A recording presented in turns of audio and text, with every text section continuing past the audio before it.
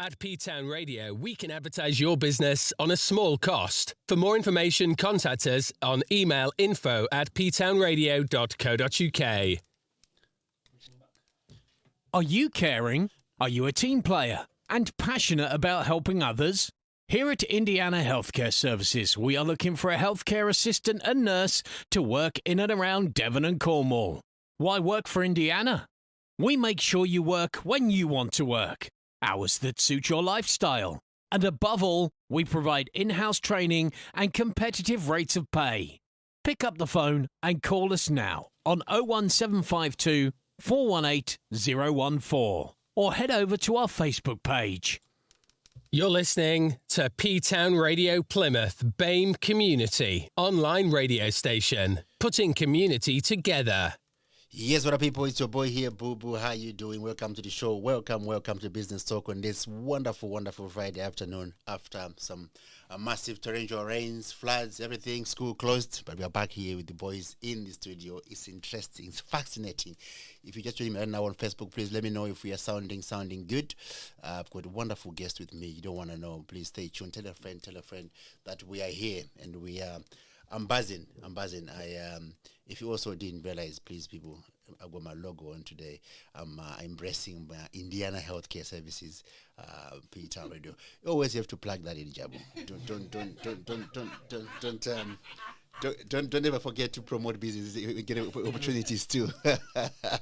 As you can hear in the background, I've got people with me. Please, I just want to make sure that I was sounding good before I tell you who I have in the studio today.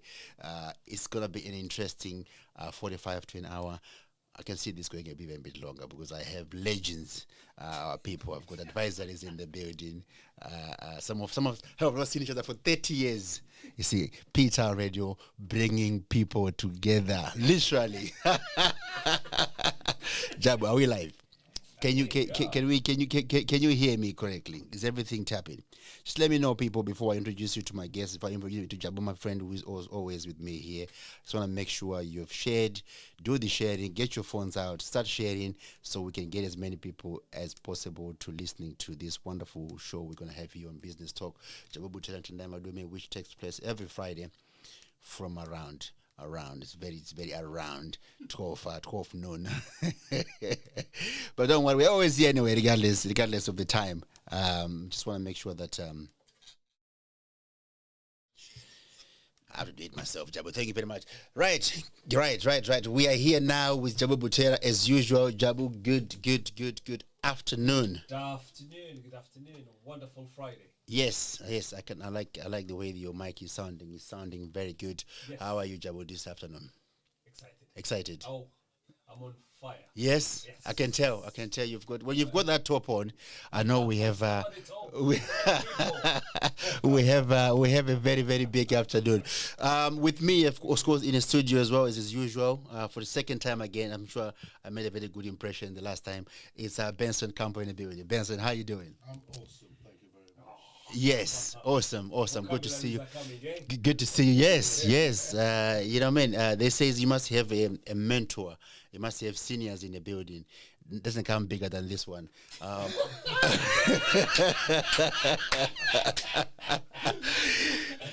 Ian in the building. Ian, how are you doing? Good to see you, man. You look well. You know, when I'm 45, I want to look like you. That's definitely what I want to do, gentlemen. Welcome to the show. I'm looking forward to have a conversation with you.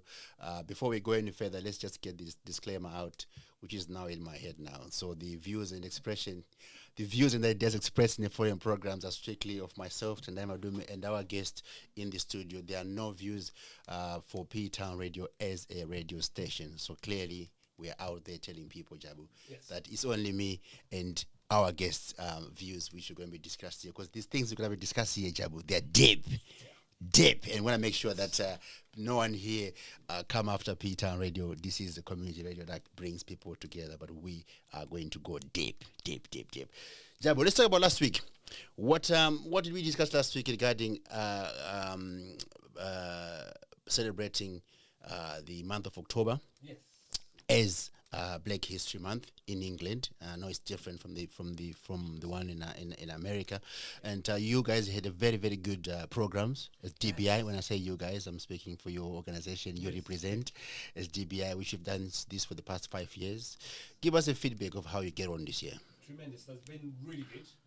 We started on a high. As usual, we did a lot of activities that is more about celebrating, expressing our values through celebration. We're well known. We are known for partying. We are known for expressing our emotions. We use all the senses. I'm talking about black people. We use the senses when we celebrate it. I use my hands. I use my voice. I use my laughter. You know, I cry when I need to cry. I laugh when I need to laugh. I don't hold anything. So we did a lot of that. We did a lot of cry. We did a lot of laughters. We cooked together. So we did a lot of activities during this October, the whole month of October. We were running 5 activities a week. Most of them, they were fully booked. So from the cooking to the movies to the fitness to the bazaar. So the last one, I'll finish with the bazaar, which was the big send-off, the last bazaar, the last market in the box, which is the museum, again bringing the culture, you bring our own values. Because when you hear museum, most of the time, when you think about a museum, you're thinking about it's a place where you're gonna go, you have to be quiet, you wear white gloves to touch everything. So we brought our culture. Guess what? We bring the djembe in the museum. The African drums were playing in the museum. Children were running up and down. It was okay. It was alive. And people were enjoying. And it was really good. We had a Lord Mayor dancing in there. We had children from dual heritage sitting on those stairs eating jollof rice. That was history making. And the food was sold out. That shows something. No, even the weather was there, but the food was sold out. The weather was very blowing. It was a big wind, raining, but sold out. But that is, we're building that next history. We're writing the tomorrow's history. Because that is the purpose, I think, for all of us here today, even what we're doing. It's everything we touch, everything we walk, where our foot passes by, you leave a foot mark. Where you touch, you leave hand mark, fingerprints. When you speak, you leave a mark. And we know how it's important. So we're saying we're building this future. What's going to be the history of tomorrow? So we celebrated the Black History Month in October. We were hoping to finish on a high with our bus, double-decker wrapped, talking about celebrating our diversity in the city. Unfortunately, the timeline was not there, but the bus still going to come. So that is up in the pipeline. So keep an eye on. You're going to see a double-decker soon on the street of Plymouth, talking about Black history and talking about celebrating our diversity. So wow. Yes, that's what we did. Yeah. We had a conversation here last week. Yes. Where we thought this is the think tank part. We did all the celebration. We did Black history celebration like everyone. But what next? That was the question. And then we were also following with the feedback from those listeners and those who came to the different activity, asking us, why is it only once a month? Why is my Black history is being celebrated only in October? Should we do it every time? And there was even that question, say, why is my history is not taught at school? So that's the conversation we're having. We started it, and you as a good host and a good moderator, yes, you stop us on time. You say, see you next week. I did. Thank you very much for that, Jabo. It's a very detailed and I mean, thanks to your team. I know you don't do this alone. Yes. You've got a team that really push this agenda of promoting the Black History Month in Plymouth. And thank you very much for doing that for us. We appreciate you. We stopped last week talking about. We take it back a bit because we said what's next in terms of the Black History Month. They are being celebrated every month, which we understand, which is good. But what's the end goal? What is it that we want to achieve? Why do we come every October and meet and make and try to promote? I know if we're talking about where we are in Plymouth, which is still a very not so multicultural city, it's way behind than the others in terms of being big city, because Plymouth is the biggest city in Devon and Cornwall. So you expect a bit of, a bigger multicultural drum, but it seems to be it's still growth. Recently started to change. So we are saying, how can we make these celebrations of Black History Month more productive? How can we make them have an end goal or something tangible after? Because we can celebrate again and celebrate again and celebrate again. It's like celebrating Valentine, and then there's a divorce coming up in next 6 months. What is it that we can do to make sure we have an end goal plan? And we talked about children's at school. Ian, I'll bring you in on this one, because that's where I ended last week. Was when you're young, you're not born with not born with that mind of racism mind. You are born like any other kid. You go nursery, you don't even describe your nursery friends as that black friend or that white friend. You call them names. Yes. And we're talking about how and when and at what point did this change, this dynamic changes into black person and then white person, and then after that is now the superiority. White is superior than the black. At what point does that happen? Yes. So so when you're a child, you come out and you see your friends and they're just your friends, okay? And then you adopt these words, and within the words there is a set of beliefs that go with that word, and with those beliefs comes the meaning you give. And we've come to see black as one thing, and we've come to see white as something. Yeah. We forget that perhaps our ancestors didn't use the word black. Maybe our parents did. Should I say our parents? I know that Benson has the same sort of roots as me. Yeah. Because his dad, like my dad, came over from Jamaica. His mum was a nurse. My mum was a nurse. His dad worked in the mines, am I right? My dad worked in a factory. And they came here in that sort of Windrush generation, and they had a certain life. Because they had a certain life, then we had certain shared influences. Yes. Because that was their first influence here. But the point was that, before we went to school, I didn't really understand what racism was, and I didn't understand that there was less or there was more. Yes. But after a certain point, you begin to see, or you begin to be socialized into thinking that black is this, and it's only because of information you keep getting, and white is something else. But that's the way you're socialized. It doesn't necessarily mean it's true. But when you take those beliefs on board, they can limit you in terms of what you see as the possibilities for yourself. Mm-hmm. And I feel that in my career, I was limited by that until I began to understand more about the way it worked. Mm-hmm. And my view is that now we understand more about it, I think we can limit it for the next generation of kids if we teach them early enough how it works. Yeah. Mr. Benson, I can see you're listening there very attentively, which I appreciate you, and your contribution is key here. And let me highlight one thing. So before you actually speak, I'm happy that I'm on a table with you guys here, because I came here an old man, at 24 already. I was already on a hustle mind. I was already on a money mind, and you guys came a bit earlier than that.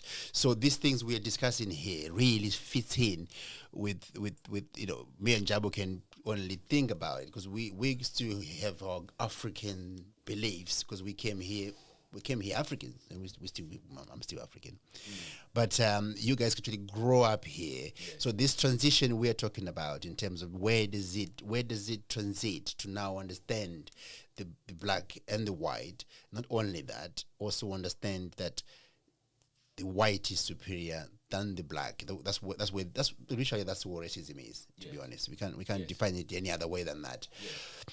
Mr. Benson, just come in. I mean, you have heard Ian his thoughts regarding that transition. That's where I'm saying that mainly on, because you grew up here. I was surprised to only know you're in Toby for almost 30 years, which is not far from us.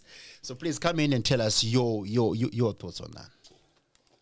So, I'm a strong believer that there's problems and solutions, and if you are positive about the way you see things, being black in a room full of white people can be a positive thing because you can stand out for the right reasons, of course. Yes. And I guess this is about what we feel we're entitled to, whether it's equal opportunity or whether we have to do a bit more than do this to stand out. Now, typically when we grew up, certainly for our era, the perception was from our parents is, make sure you stand out. You have to do better. You have to do better. You have to do better. So you didn't just run like everybody else on the football pitch. Yeah. You had to do better. Better. Sprint Yes. better. So Tackle harder. I used to think they said you had to be twice as good, so I thought I was half as good. Yes. And I think it depends on how you take the language. Now, I think there's always a challenge that if you don't think you're worthy, then why would anybody else? Why would anybody else think that if you don't think, well, I'm not good enough? You know, if you come from a place that, you know what, I'm good enough to sit around this table, I'm good enough to be around these individuals, and if you don't think that you are, what education do you need? And I don't mean as in go and get a degree. Lifelong learning comes in many different facets. And you can always educate yourself to be in the crowd that you want to move with, to get yourself a seat at the table. And I think we can use social compliance around status, as in, is it superiority or is it not? Okay, there are certain black people that have superiority over others. Certainly in Jamaica, there's and India, there's a caste system depending on the colour of your skin. You're black. And Yeah, absolutely. So, and I think, Which means I'm better than... Yes. you didn't want to say it, but I know. I heard this when I went to Antigua. Some girl came to me and she was describing somebody as high colour, and it only clicked to me what she meant. You know, and it's in people's language. This inbuilt hierarchy is in people's language. Just a quick question, sorry. Yes. Yeah, I was going to come to what Benson was saying. When you grew up, the parents were giving you that information. Now we are doing the Black History. What is it, the message? What for you? What do you see? Is that telling the children in the black community saying there are people who have done access or all that, and you can pick on from there? I think there's a couple of things for me, and it's a bit like when you do a presentation. What most people do when they're going to do a presentation, most people start at the beginning and put this presentation together, and they don't really know what the direction of travel is for that presentation. When you start a presentation thinking, what's the takeaway? What's the end goal? What do I want people to do? What call to action is it when I finish? That's the start point. If that message is really clear when you're putting that presentation together, it's the same with events. What is it that we want people to do when we put these events on? Yeah. Because if they're meant to be recycled, these events, then who said you only have to limit it to October? Why can't there be something in November and December? Who's putting a stop on that? Yeah. We should lead this. There you go. Yeah. We should lead this. Yeah. You know, are we doing this? Very good point. Yes. Very good point. Let me add to that then. So, if you remember when we were at school, there was. It must sound a bit strange for kids now. There was no Black History Month. In fact, there was very little black history. And perhaps the only thing we knew about our history was when the program Roots came on, and they talked about slavery. Because it's funny, our parents didn't know much about the generations past their grandfather. Yes. My dad didn't certainly talk about, oh, my great-grandfather was a slave. So his memory of history was also limited. So actually, we have been cut off from our history. It's slightly different for you because you're back from Africa, but we were all cut off from our history, and I think that's had an effect on us in terms of our understanding our roots. But going back to what you said earlier about I was surprised when I started doing this new work in Mindsmith thinking how many people have a problem about being not good enough. And it's nothing to do with how clever they are or what they've got. It's just a belief system that they carry around that says that they're always missing a bit of a criteria, no matter how much criteria they already have. It's very, very prevalent, you know? Yes, Jabo. I thought you were going to come in there on that for a second. There's a point Mr. Benson came in, but he had lost it now. Anyway, he said, that's it. Yes. What did he say? It's us to design. Yes. What is That's the one. Yes, that's the one. It's us to lead. Who is leading? Who is leading the Black History Month? Yeah. Is it us or is being led by somebody? I don't know where it came from. Yes. I don't know where it came from. Yes. All of a sudden we got this opportunity to go, let's go and promote, Very raise interesting. awareness and everything else. And then we go, so we can start here, but then we have to stop here. So, look, first we can do something. Yeah. Let's shout. Yep. Let's communicate. Yep. Hang on, park it on the 31st. And I don't know who told us to do that. Yes. Well, I find that very interesting because there was a few things that have come on the scene. Yes. Like diversity. Like a lot of the way diversity is developed, it suddenly appears, but nobody knows where it came from, and it's very much the same for Black History Month. My concern about Black History Month is that we knew very little about our history anyway, and so now we're now telling people about all these black inventors and all these people that did all these wonderful things that we knew nothing about as we were growing up. Yes. But what's happening is they're shoehorning all of this information into one word called black. But black history is many, many civilizations. Do you know what I'm saying? And in that thing, there's an education for people. There's just like one thing called black. Does that make sense? Yeah. And that's what we've been given Yeah. by them giving us, whoever they are, giving us this thing called Black History Month. So your point about, for me, we need to take it on board and promote it so it's not something special. It's something that's generally available to kids. One of my cousins, I sent her the thing last week, and she said, "Oh, we're already doing this in schools." I don't know if they're generally doing it in schools because I don't see many kids talking about Black history like they're really knowledgeable about it. So my view is that I think you're right. We take it forward, but take it forward so that it's generally available as part of history rather than a special day or a special month. I think there's always a danger where there's an assumption about what is going on now, current within the education system. Certainly it wasn't there. I think it's more prevalent now. Maybe not where we want it to be. But then if we only celebrate Black history for 1 month in the year, why are we surprised schools don't? Why? You know, this is all about ownership, you know, and from an accountability point of view, if we want better representation, you take the stuff that you were doing at the box, you know, why can't that happen in spring, in Easter time? Or in the summer. In the summer. Sorry, spring, yeah, it was in summer actually, yeah. Or winter. So, you know, Black History Month is not a single-use plastic. Single-use plastic. Single-use plastic. Yes. We can recycle it. And Yes. we should recycle it. We should find ways to go out to the community and raise awareness, create engagement where people want to be part of it through education, through participation, through learnings. You know, be it dance, music, sing, poetry, you know, activities, food. You know, we just need to go out there and do it. And I think it's easy sometimes to say we're not getting the right opportunity. accountability from my point of view is going, right, okay, Yeah. let's stop talking about we don't get the right opportunity. Let's go and do Do something it. about No, it. I agree with you.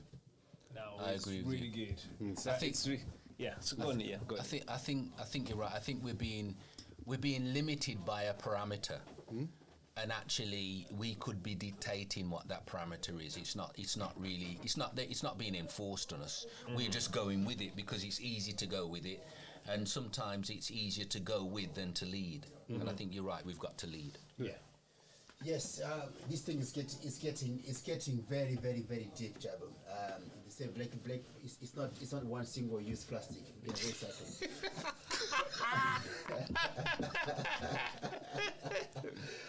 But my point is, Jabo, I'm gonna throw a spanner in this. Yeah. Do black people know exactly what they want to do with this black history? Are we involved enough ourselves? I mean, we talked about who's leading it.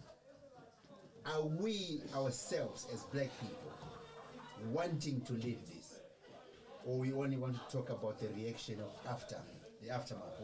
We wait for this Floyd to die in America for the Black Lives Matter. George Floyd for the Black Lives Matter movement. So we all reacted to it now. We all have started these groups and all we do this. We have so many people who are successful, who are black people. What do they do when they're successful? They hide, spend their own money, chill. It's only us who are still on the ground who talks about black history, who talks about black people progression. Ourselves here in the UK, for example, where we are, in Plymouth, where we are, Jabo, I talked about you a lot regarding this. I've mentioned this before.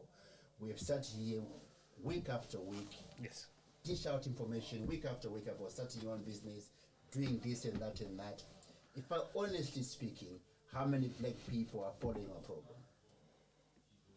How many black people are knocking on our door and saying, Jabo, I want to start my business? I've seen you. But businesses are opening a left, right, center around us from the black community, but a few of them are coming, one in 10, one in 9 are coming and say, I want to do it. So if we are have to talk about it, let's lead from it. We can now start to lead the whole month program if we can lead ourselves to begin with. Are we the problem? I think sometimes we think that everybody has the same mindset, right? Now this guy has a different mindset because he doesn't necessarily look in the room and think, what haven't I got? You're self-assured enough to realise you've got something to offer. Unfortunately, not everybody's like you. There's a lot of people who suffer with this thing called mindset, and it's much easier for them to follow than to lead. That makes sense. And, Yes. and because of that, you can give them an opportunity, but will they have the confidence to take it? Yeah. You see? Yeah, and I think there's a couple of things around this, because when you need to be resilient and you don't have resources, we all get entrepreneurial. We all find ways to do something. But then once you get comfortable to a certain degree, and comfort is depending on who you are and where you are. You know, my level of comfort to somebody else is just maybe completely Yes, different. it's different, yeah. But ultimately, there's an element of social compliance. So you want to, you sell some ideas to your friends who you believe are your friends, which is actually your community at the time. Yes. Okay. No one in that community has any business acumen, and they all go, no, you're wasting your time. You think you're too big. You're dreaming. Okay, well, yeah, you should dream. Why should you accept the status quo? And actually, I think what happens is they're talking to the wrong people. You can't ask your friends that want to be soldiers about leadership, because they don't know about leadership. Yes. Yes. And it's only when... So there's a call to action. So if we want people to come and respond to the show and have conversations, how have we told them how to go about it? We've just said, yeah, contact us, contact me.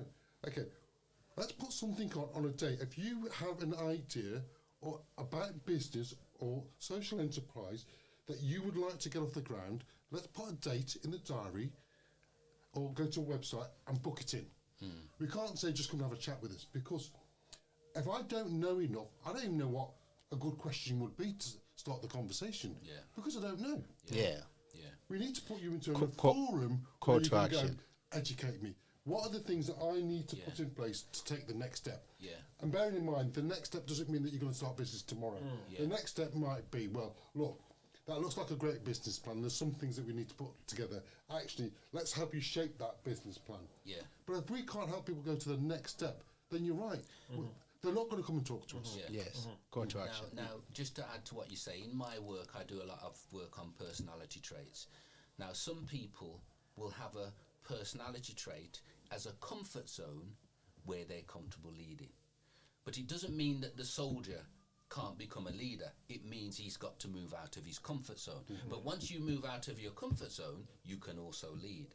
So I think I don't want to leave anybody with the impression that if you're not comfortable taking something forward, that you never will be. But that might be your development area, for the future. But I think you're right. Sometimes if you want to maximise the opportunity, you've got to recognise that you're going to have different types of people, and in order to get them on board, you're going to have to create the support for them to then move to the step where they're leading.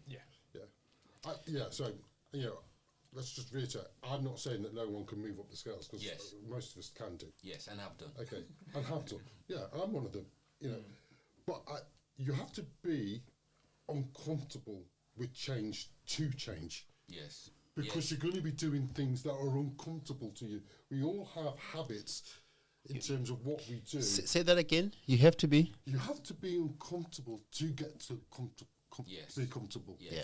Because you're going to go through change. Yes. Change is always uncomfortable. What you know is always comfortable. What you don't know is uncomfortable. And therefore, as you move into what you don't know, you become uncomfortable. Yes. So it's natural. And what we tend to do as human beings is we avoid the discomfort. Yes, we do. Jabo, you're a bit silent there. Are you being overpowered?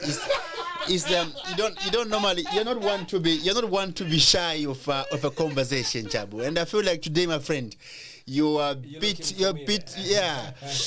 too quiet for my liking, Jabo. It's excitement. I was telling you, it's exciting today. Yeah. Because there's a lot of gold nugget. Yes. That has been dropped here. And the wisdom you have to be able to hear, and I'm hoping those who are listening, and those who are following us, that's correct. Getting that's correct. what you're saying. Yes. And that's where it comes to that conversation we're saying about the activities we do, for example, with the bazaar. Yes. There is an element of continuity. So there's no start and stop. With a normal celebration, like saying let's go and have a party for Black History, there is a starting and a stopping. But when we do a business element on it, there's no stopping. Because come summer, come winter, you're going to want to go and purchase from that individual. Your hair is not going to stop growing because it's summer. So you don't say I cut hair in summer and I stop cutting hair in winter. But when you go to cut your hair in a place where you find your culture, you're still celebrating the Black History. So it's about where are we going next, and you've been touching on it. Yes. I don't know if most of us we might know. It has been coming even since you mentioned George Floyd with the Black Lives Matter movement. You have now the Black Pound, where you get time to go and spend money with people who are, the owners and entrepreneurs, and they are from the Black community. So you spend your money, that's what they call the Black Pound. It's not the pound going to turn color and become black. But this is, it might be accentuated during the Black History, October time, but it's all year round. Because your spending habit does not stop, or your consuming habit, it does not stop. So that's why I'm trying to see, how can we be sharpened in our brain to start thinking that for us to continue this celebration, one of the mechanism or ways of continuing celebrating that culture and history and values is through entrepreneurship. Yes. But there is one thing you did put in there, Benson, and it's really, really key. You said it. When you don't have a shortage of resources, you go into finding ways of solving it, you go into entrepreneurship. So you find most of the time we get entrepreneurs by accident, or because it's the last resource. Is that one of the challenge? Is it because we don't have any other venue, and you take that route as last? Well, I think the answer to that is yes and no. Because when a community moves in, some of the things that we require aren't here, so someone has to provide it. So it provides a platform for someone to go, I can actually start something here because I'm going to fulfill a need in the community. And then there are those people that have got certain skill sets. Now, I touched on this last time I was here. The market that you want to supply and the market that you should be in are two different things. Because if you've got a small community that you're trying to supply, then how much business can you sell? Sorry, the market you want to supply and the market you are in Are two different things. You might want to supply the black community, but you need to be sustainable to cross over. Yeah. If you don't cross over, there is the market penetration doesn't help you because you can only grow so much. Because if you've only got 10 people to buy your stuff, you can only sell 10 things. Now, if it's not a repeat product, that's it, it's done. If it's a repeat product, then you've got some continuity over several months. Now, you take 10 people, you cross over, and you can now sell to 100 people.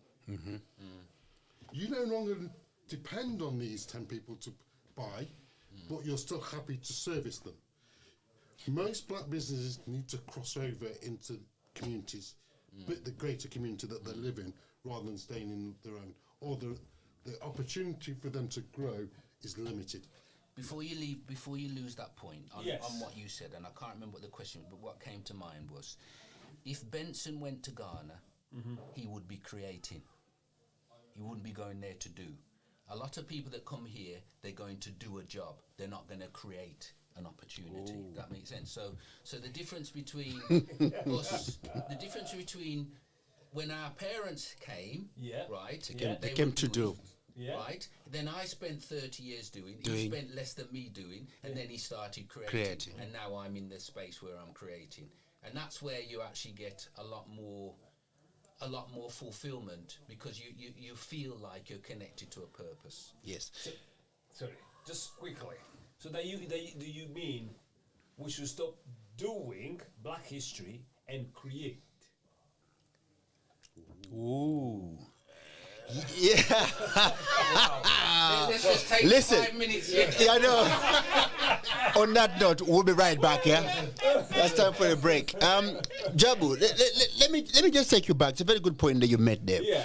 But I want to take you back, and I'm taking back on Benson's point, to be honest, because we're saying why bazaar cannot happen all the time, and we are saying because of being the minority in the UK, and in essence, also we have not created spaces for us to do bazaar.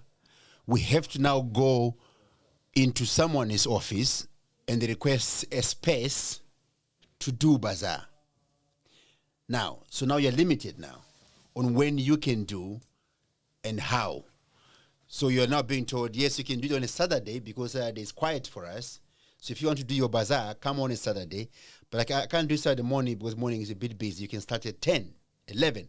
So you're now being limited out of not your fault, out of the fact that we have not created, just speaking about the creation, we have not created the space for ourselves due to parents coming in here and do instead of creating. So there's no Tendai Madume with a massive building empty there in Plymouth. There isn't, where you just go, my brother, I've come to do my bazaar here.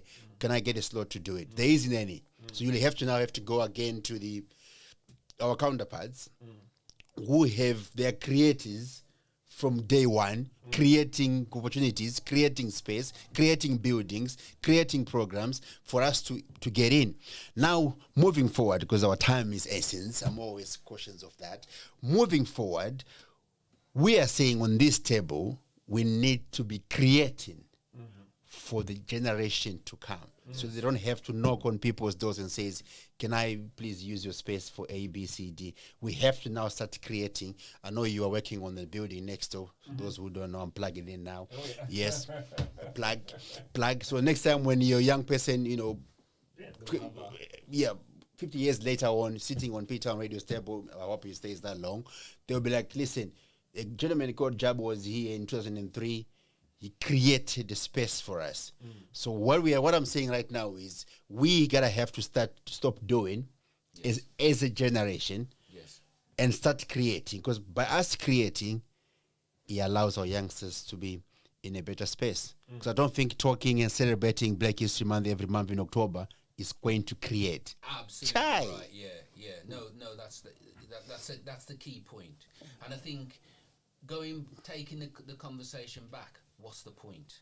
Are we just doing it because it's interesting and it's nice, or are we doing something with Black History Month that's going to take us forward? You see, and I think at the moment it's just like we'll attend an event and we're not necessarily Jabo. Let me exclude you from this. We're not essentially doing it with a vision. I know you are.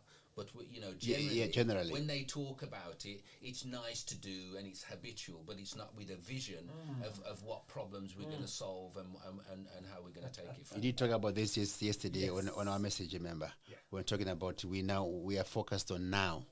We're not seeing the bigger picture of collaboration. We're talking about collaboration and things like that. Because my question to that would be, imagine if we rerun it all and did it all again. Yes. And then, but actually gave a follow-up event, gave people the opportunity to book onto a follow-up event, for whether it's November or December. How many people will turn up? The reality is, we don't know. But the chances are, because we've got people there, and if they've had a good time, and it was at the right price, and they're thinking they're getting value for money, then we would sell it. Yeah. What we've done is deprive that community of enjoying our culture, because we choose not to put it on. You know something, that's what I've noticed when I've been to their. I'm not bigging them up, but when I've been to their events, the thing is, people don't want to leave at the end because they're connected with something that's authentic. That's authentic. I think that's why. But that's a good point, Benson. We are depriving, so we are shortening our selling pitch. So the opportunity is hanging, the money is hanging, and we're saying, no, 31st we're cutting off. Yes. Yes. It's true. Why there's no event next month? Yeah. Why can't there be a pre-Christmas It's a question, Jabo. We're asking you. I don't think you didn't get it. No, man.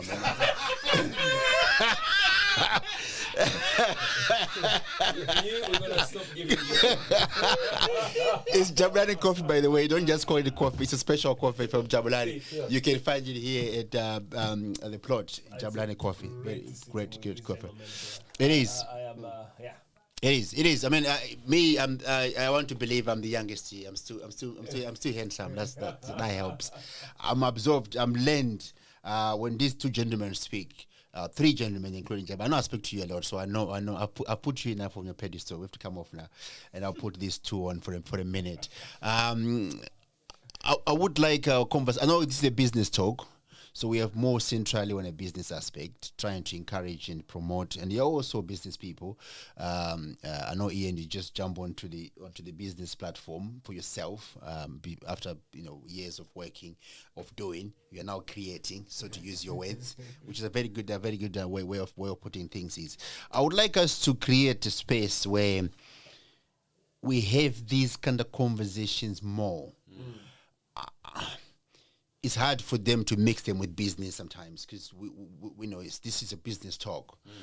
I know. At the end of it tallies, because we are talking about creating a platform for the people to come and follow and change dynamics of racism, dynamics of. I think I was saying to my people, I recruit. Indiana Healthcare Services, yes, we recruit. I recruit people, and most of my people I recruit, they're coming from different countries. Yes. So when we're doing what we call induction, which everyone knows about induction, I make sure that I have 30, 40 minutes of just explaining them the city, expectations.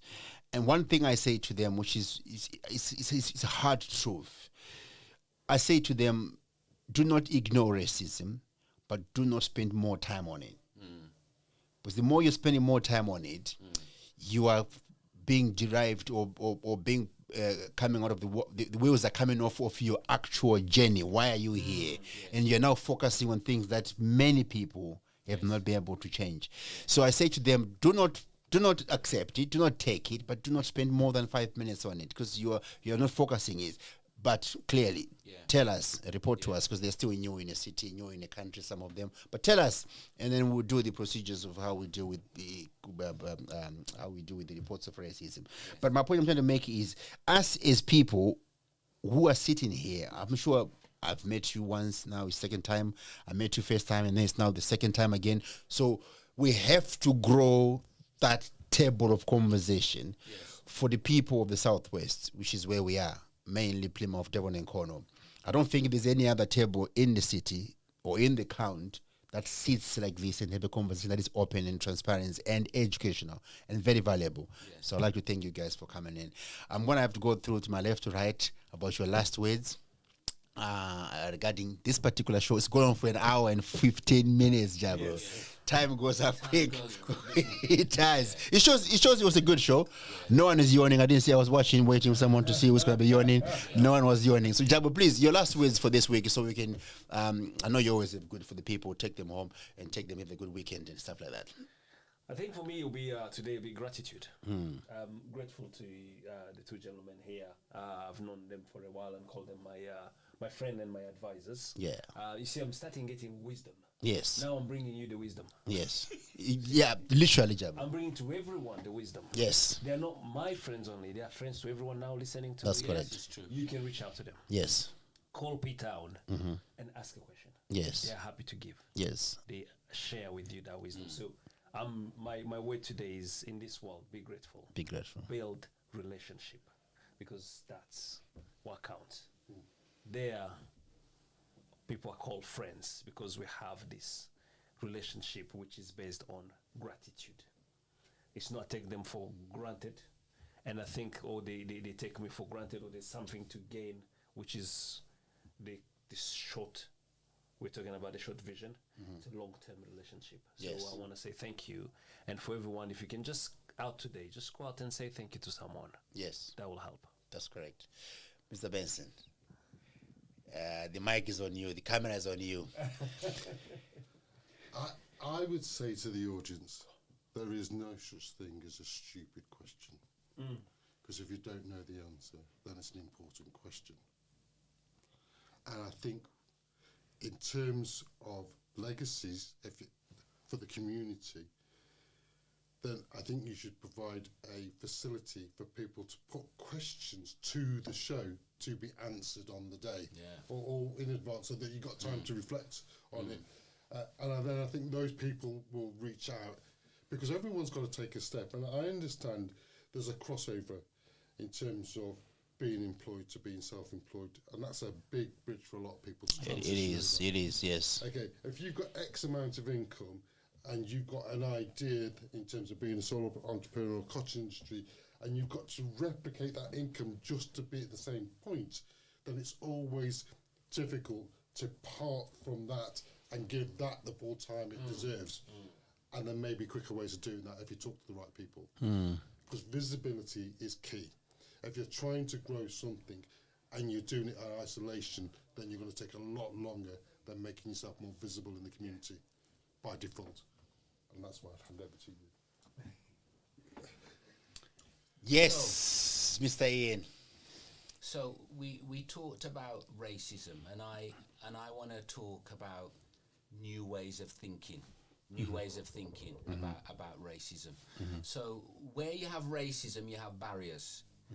Empowerment is about despite the barriers, right? Some people look and make things stop them achieving their goals, but there's always going to be barriers, and we operate in empowerment despite the barriers.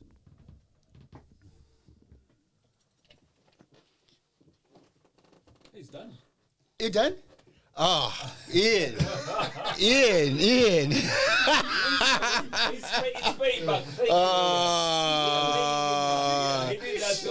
Let Ladies and gentlemen, Ian, just I wanted more. Until next time, clearly, yes. I would like to thank you very much, gentlemen, for coming through P-Town Radio, your station, my station, right now, favorite station. We are here every Friday for the hours of 12 and noon. Please, today we're a bit late because we had to make sure this show comes out well to you guys. If you're listening to us, please, like Mr. Benson said, call to action.